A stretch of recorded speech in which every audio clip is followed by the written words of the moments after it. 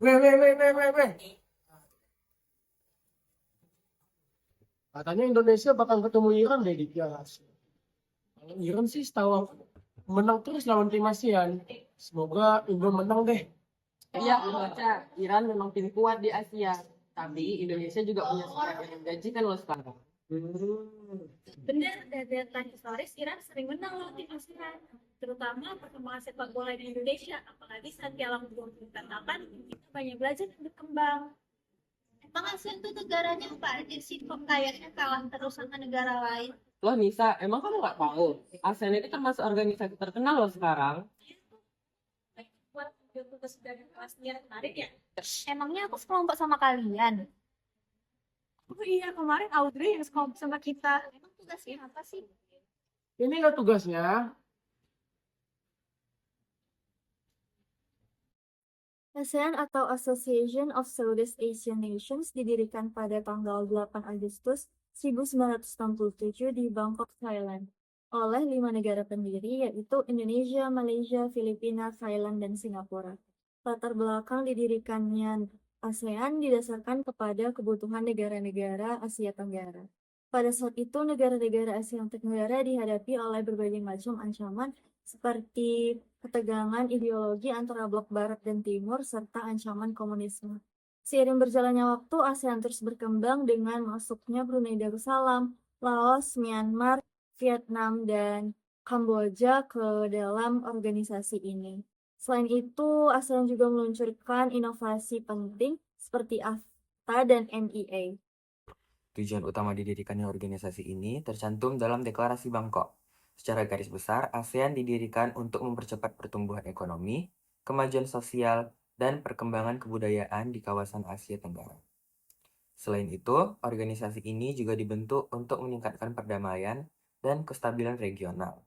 Tak hanya itu, ASEAN juga bertujuan untuk memilih cara kerjasama yang erat di tengah-tengah organisasi regional dan internasional yang ada.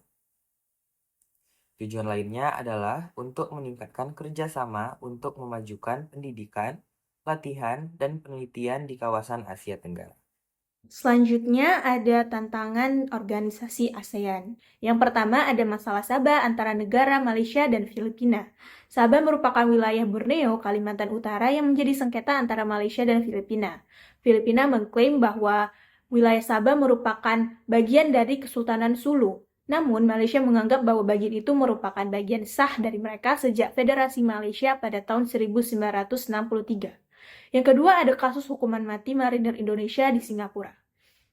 Pada tahun 1965, dua orang marinir Indonesia, Harun Said dan Usman bin Muhammad Ali, dieksekusi di Singapura karena terlibat dalam pengeboman McDonald House pada masa konfrontasi Indonesia 1963-1966. Hal ini memicu kemarahan Indonesia karena menganggap bahwa anggota marinir tersebut merupakan pahlawan. Yang ketiga ada kerusuhan rasialis di Malaysia. Kerusuhan ini merujuk pada peristiwa pada tanggal 13 Mei 1969 di mana ada bentrokan antara etnis Melayu dan etnis Tionghoa di Kuala Lumpur. Ketegangan ini dipicu oleh hasil pemilu pada tahun 1969 yang menunjukkan pergeseran dukungan politik dan ketidakpuasan kebijakan ekonomi dan sosial. Yang keempat ada permasalahan minoritas Muslim di wilayah Thailand Selatan. Wilayah Thailand Selatan, terutama provinsi-provinsi Patani, Yala, dan Narathiwat, merupakan wilayah-wilayah mayoritas Melayu Muslim.